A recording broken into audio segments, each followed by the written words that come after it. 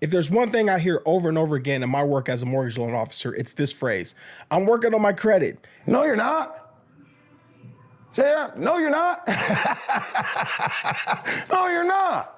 Stop. And it's rarely said with hope. Most often it's filled with frustration, impatience, and just the anxiety of wondering, what if I still don't qualify? So if you've been struggling to boost your credit score, this simple cheat code could be a game changer. Now, the biggest reason most people have low scores: maxed out credit cards, late payments, or both. But there's a loophole you can use to flip the system in your favor. And the cheat code is simply this: we're going to stack your credit report with new accounts that improve your on-time payment percentage and lower your debt utilization fast. And I'm going to show you exactly how to do it. But first, you need to understand how your score is calculated. That way you can see the part of the scoring formula that we're going to exploit. So give me just 5 minutes and 19 seconds to break that down, and then I'll show you exactly how to execute this cheat code. Your credit score is made up of 5 key categories, or as I like to call them, buckets. And understanding them is key to using this cheat code. Now, the first bucket is types of credit, which accounts for 10% of your score. To maximize this, aim for a mix of credit types such as credit cards, auto loans, or even a mortgage if it applies to you. The next bucket is inquiries and new accounts. This also accounts for 10% of your score. Now, ironically, the only way to have great credit is by applying for and opening credit accounts. But applying for and opening credit accounts can also hurt your score. At first, this may seem contradictory. Here's why. Applying for credit is not something most people do often. So when someone applies for multiple accounts, it can signal to banks that they might be preparing for some type of financial difficulties, and the way they plan on getting through that is to heavily lean into credit. Now, this raises a red flag for lenders, and it makes you look like a high-risk borrower. To maximize your points in this bucket, aim to keep your credit inquiries and new accounts down to a minimum. The third bucket is age of credit, which makes up about 15% of your score. The older your accounts and your overall credit history, the better. And while you can't cheat time, the older your overall credit history is, the more points you'll get from this bucket.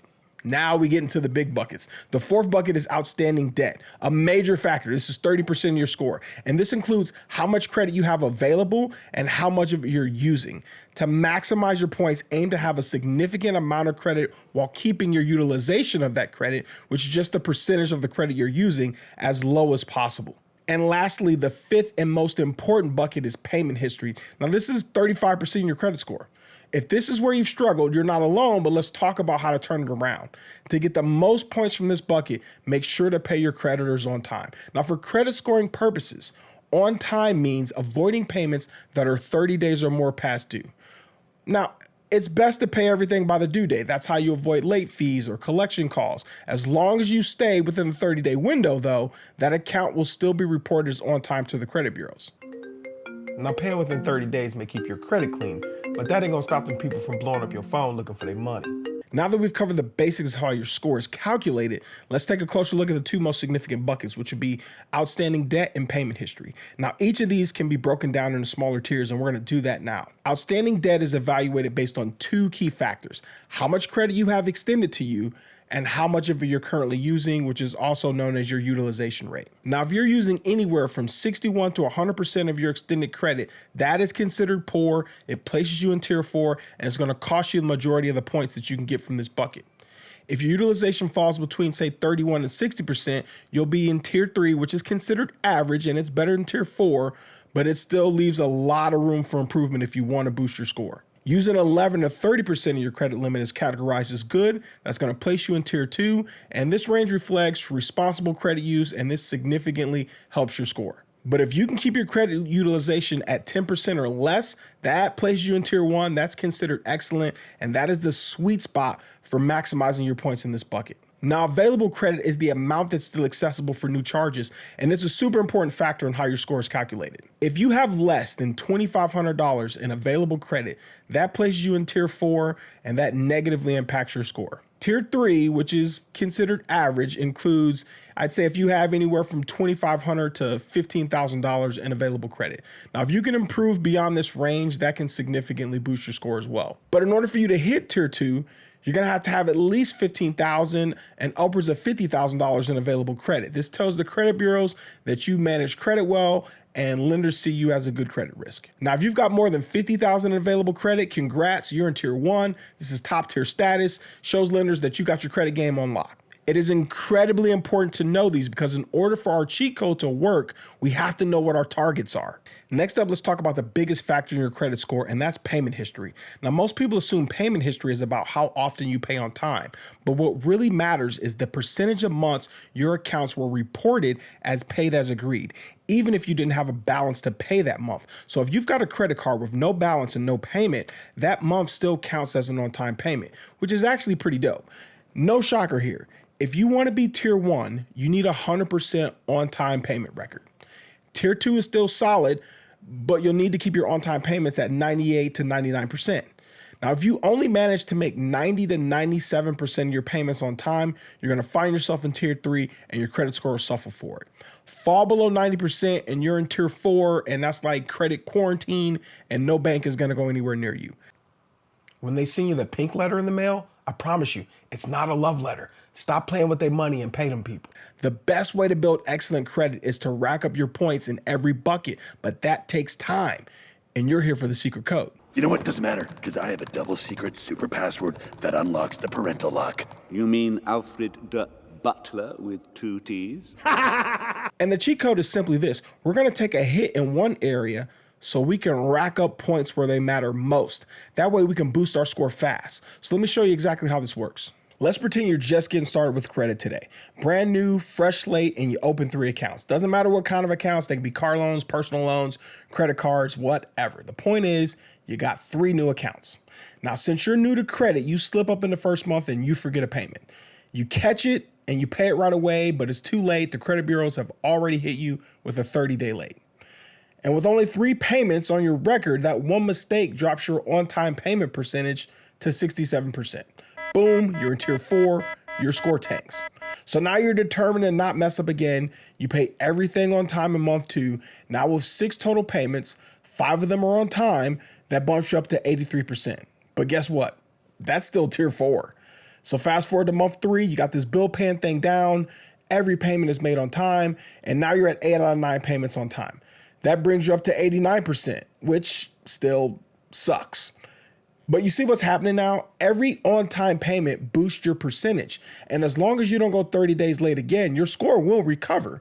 And don't forget, the accounts with 0 balances still count as on-time payments. So how long does it take for that one late payment to shrink to just 2% of your total payment history? Enough for you to hit 98%, because remember, 98% is what we need for a good payment history and to get into tier 2. The answer, 17 months. Yes. It's going to take you nearly a year and a half and 51 payments to somewhat recover from one mistake. Ain't nobody got time for that. So here's where our cheat code kicks in. What if instead of 3 accounts, what if you had 10? Now let's see what that looks like. If you started with 10 accounts and you missed a payment in month 1, you'd still be at 90%. Not great, but at least you're tier 3, way better than if you only had 3 accounts.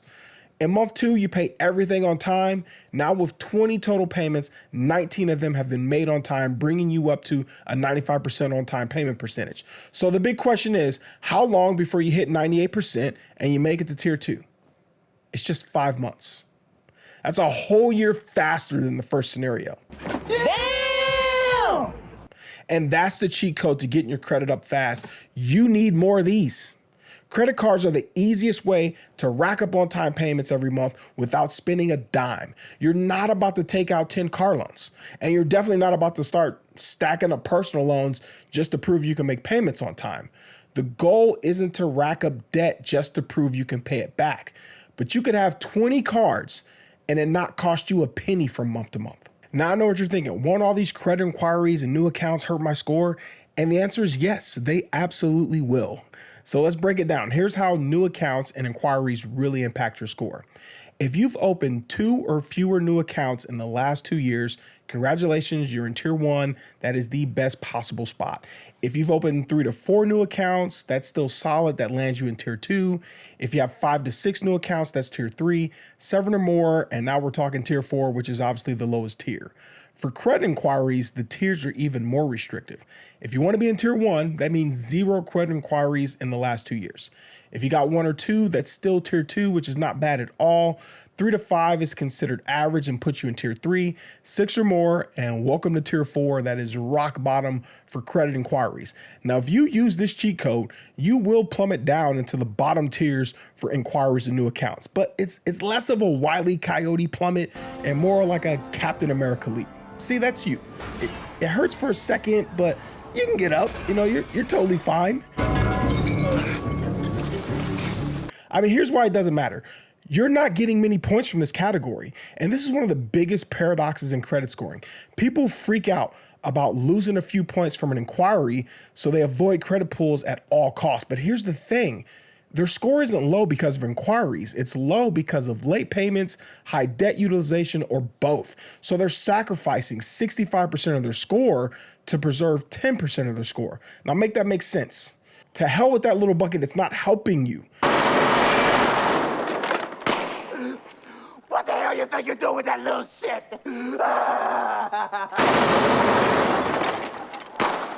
Stop it! Stop it! Don't shoot that little mother no more. Let's zoom out for a second. Remember, a 740 plus credit score is considered great for mortgage lenders.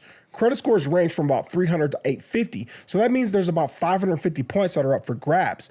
The inquiry and new account bucket makes up 10% of your score, so at most that's about 55 points. So even if you scored 0 points in that category, you could still theoretically hit around 795 for a credit score. Now that score won't just get you approved for anything, it'll also unlock the best interest rates out there. Meanwhile, over 350 points come from the two real heavyweights in this fight, and that's outstanding debt and payment history.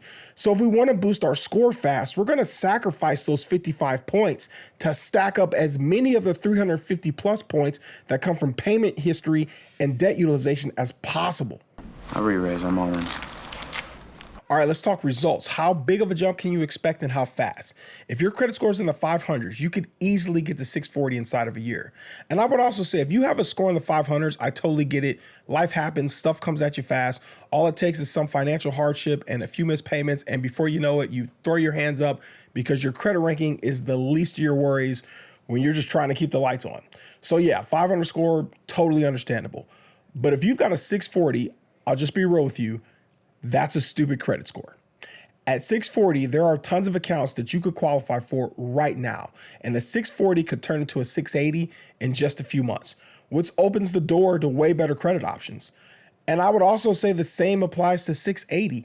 It's silly for you to be walking around with a 680 credit score. At 680, not only can you get approved for more accounts, you can also start unlocking some of the best credit cards in the market.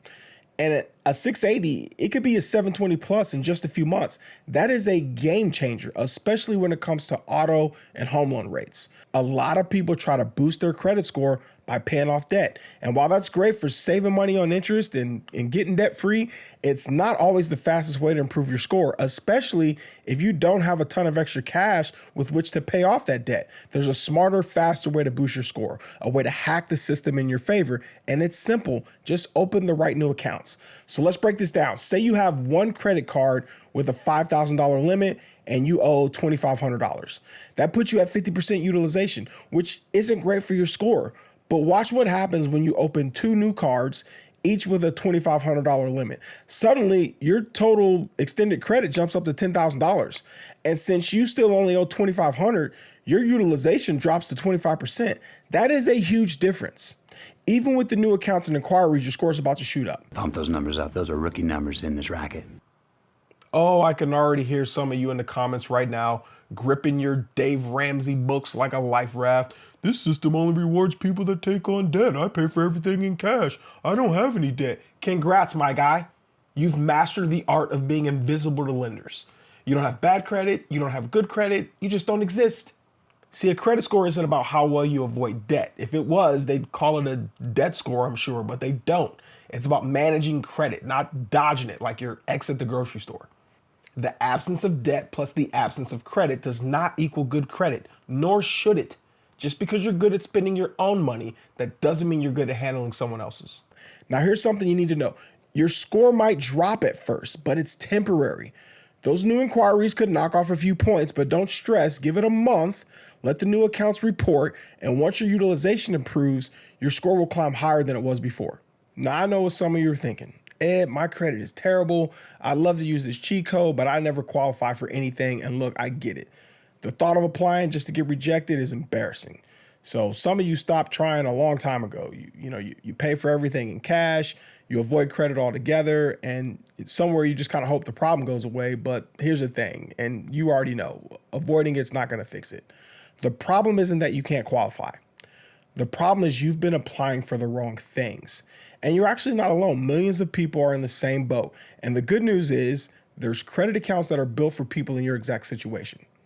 They're designed to approve you and help you rebuild. So what I want to do is I want to go over the best accounts for you to start with so that you know exactly where to apply. But before that, we need to talk about what to avoid, because most people mess this up. And if you get it wrong, you can sabotage your progress. So pay close attention. This next part is critical if you want to pull off this credit hack. First off, let's talk about annual fees. This is one of the biggest traps in credit building. These fees hit your cards automatically, whether you use it or not. And they can sneak up on you if you're not careful, right? And here's the real danger. If you're doing everything right, you're not using the card often, you're not carrying a balance, you might not even notice when the annual fee gets charged. And because you know you don't have a balance, you don't make a payment, and boom, you get hit with a 30-day late payment. And the worst part is you never even made a purchase on that card. Now some cards with annual fees are actually worth it because they offer perks that can far outweigh the cost. So it's almost like a membership. Kid, you made me a lot of money tonight. Mr. Papa George. Randy, this guy's with us. You take care of him. I was just going to say, we're so impressed with your play that we'd like to invite you to stay in one of our suites. Did you follow me? And if there's anything you need, don't hesitate to call me. But here's the catch. If your score is in the 500s or even the low 600s, you're not going to qualify for those. So for now, we want to try to skip the cards that have annual fees. We avoid annual fee cards with no perks because as your score improves, you'll qualify for better options. But here's the key. You don't want to close old accounts. Why? Because keeping them open builds your payment history and increases your available credit, both of which boost your score. So even after we've lifted our score well into the 700s, we want to keep these accounts open. And I'll explain more in a bit, so definitely keep watching. But for now, let's talk strategy, because the order in which you apply for credit matters. The two main types of accounts we're going to be looking at are major credit cards like Visa, MasterCard, Discover, American Express, and then store cards like a Target or Lowe's or something like that. Remember, the reason that an abundance of inquiries can lower your score is because it signals that you might be preparing for or even in the midst of some type of financial hardship. So understand this, it takes a month or so for new accounts to hit your credit report and kind of work their magic, but inquiries will hit your score almost instantly. So that means even if your credit score is in the 700s, you're not immune to this. If you apply for multiple major credit cards all at once, you might get a few approvals, but after that, the denials are going to start rolling in because of having too many recent inquiries. And after that, you'll probably need to wait at least 3 to 6 months before a bank will approve you for another major credit card. But don't get all nervous about applying because you might get rejected. Some of y'all are taking more L's on dating apps every day than your credit score ever will, and you're still trying that. But here's something most people don't realize. Banks worry when you apply for too many major credit cards. But you know what they don't worry about as much? Store cards. Because nobody applies for a Lowe's card because they're desperate for cash. That's why store cards are easier to get and less likely to trigger those red flags, which means we want to apply for these after we've exhausted our potential to acquire major credit cards. And the good news is store cards and major credit cards are both revolving accounts. That means they work the same way when it comes to building your credit. Both types of cards count toward your total credit limit and your total utilization percentage, and they both boost your score in the same way. In addition to being less inquiry sensitive, store cards generally have lower credit requirements, which makes them easier to get approved for. So here's the game plan. Start with the major credit cards, then go for the store cards. This way we maximize approvals and avoid unnecessary denials. Now, if your credit score is in the 500s, don't worry, I got you covered too. Here's 4 credit cards that you can actually get approved for even with bad credit. But one quick note, credit card offers change over time. So if you're watching this years after it was posted, then this list may not be up to date. But first up is the Capital One Platinum Secure Credit Card. It has no annual fee, and after proving you can manage it responsible, you can upgrade it to an unsecured card. Next is the Discover It secured credit card. Now this one can upgrade to an unsecured card as well and even increase your limit in just 6 months as long as you pay it on time and just keep the balance low. Now let's talk about two cards that are practically a sure thing. They come from Self and Chime. Now these aren't traditional credit cards, but they're perfect for rebuilding your score. Self only does a soft credit pull, so it won't hurt your score at all. And Chime, they don't even check your credit at all. So if you've been struggling to get approved, these are your best bets. So there you got it, 4 solid options to start rebuilding your credit. And I'll drop links in the description. And just so you know, I'm not sponsored by any of these companies. But if one of y'all want to change that, I promise I'm cheaper than you might think. One more tip though, check with your local bank. Many banks offer special credit building cards for their customers and you might qualify for one without even realizing it. It's definitely worth going down there and asking. Or at the very least, they'll let you take a free lollipop after they reject you. Which begs the question, where the hell are they getting those? When's the last time you saw Dum Dum Pops in the candy aisle? Now, for those of you that have credit scores in the 640 plus range, I highly suggest you check out NerdWallet or creditcards.com. Both of those websites are hubs for various credit card offers from a bunch of different banks. And the coolest thing about those websites is you can sort the credit card offers by their respective credit score requirements, which means you can avoid applying for cards that you aren't likely to qualify for, which allows you to kind of avoid those unnecessary inquiries. In addition, you can sort the card offers by like the perks they offer, whether it be hotel discounts, airline miles, cashback rewards, et cetera. So let's talk about the store cards now. They are a highly underrated tool for rebuilding your credit score. Have you ever heard of Fingerhut? Like if you grew up in the 90s, you probably remember these catalogs showing up in your parents' mailbox. Well, believe it or not, they're still around. They're just online now. And their store card, which is backed by WebBank, is one of the easiest ones to qualify for. And when it comes to store cards, there's 2 banks that kind of dominate the game, Synchrony and Community Bank. Now, these banks finance some cards for some of the biggest retailers in America. Synchrony backs cards for Amazon, Lowe's, Sam's Clubs, Ashley's Furniture, Mattress Firm, and a bunch more places. And Community, on the other hand, they back store cards for retailers like Children's Place, Forever 21, Williams-Sonoma, Ulta, Wayfair, countless others. But a quick Google search will show you a list of the retailers that are backed by Synchrony and Community, and chances are you already shop at some of them. So once you've locked in a few major credit cards, add a couple of store cards to the mix, and that'll help you expand your credit profile and boost your available credit. So you've opened these accounts. Now what? What's the next step? Well, first things first, whatever you do, don't go on a damn shopping spree. Just because you got approved for a new Lowe's card, that doesn't mean you need a new barbecue grill. I don't care if it's Christmas or your kid's birthday. Chill. These cards are not for buying things we can't afford. I want you to make small purchases, ideally on things you were already planning to buy, then pay it off immediately. If your cards go too long without any activity, the lender might close the account. So to prevent that, use each card occasionally. I use my major credit cards at least once every 6 months. You know, something small like gas or a $10 Amazon gift card works just fine. Store cards are a little different. I've noticed using them maybe once a year seems to keep them open. Now let's talk about something most people don't realize: how and when bureaus report your balance. A lot of people pay their credit cards in full each month, yet the report still shows a balance. Well, why? Because they're paying it at the wrong time. Each credit card has its own billing cycle. It won't always match the calendar month. For example, if you open your card on the 15th, your billing cycle might always run from the 15th to the 14th of the following month. But here's the key: whatever balance you have on your statement closing date, that's what gets reported to the credit bureaus. So if you use your card regularly and then you pay it off at the end of the month, but your billing cycle closes mid-month, it could look like you're always carrying a balance, which is hurting your utilization score. So always pay your card off before the billing cycle closes. Now, this is key to lowering your reported balance. If you wait until your statement arrives, it's too late. Like, your balance has already been reported, and once that balance is reported, it impacts your utilization, whether you pay it off the next day or not. Does this sound ridiculous? I have to apply for credit that I don't need, use it, but not too much, and then pay it off at the perfect time. Yes, you do. It's a cheat code, man. It's not supposed to be straightforward. It's just supposed to work.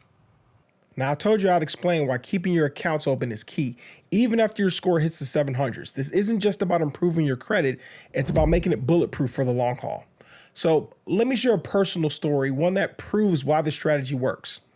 I had an old loan. It was on auto pay, but when I changed banks, I forgot to update my payment info on that one account. And you can probably guess what happened. I went 30 days late. Didn't even realize it. And as soon as I figured it out, I hopped online and I made the payment to bring the account back current. And then I made the dumbest mistake ever.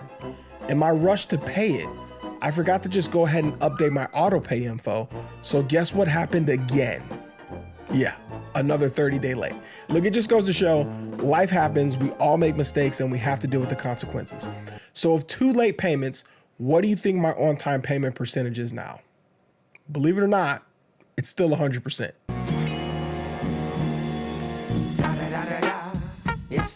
How? Sounds impossible, right? Well, it's not magic. It's actually just math. In the last 7 years, I've made over 1,200 payments and all but 2 of them were on time. Now, I didn't really make over 1,200 payments. Most of these accounts didn't have balances from month to month. But if you only miss 2 payments out of 1,200 payments, that's a 99.83% on-time payment percentage, which rounds up to a perfect 100%. So mathematically, I could miss about 6 payments and still round out to about 100%. And just to be clear, I have no plans on missing any more payments, but here's the bottom line. Because I've built a long history of on-time payments, my credit score is essentially bulletproof.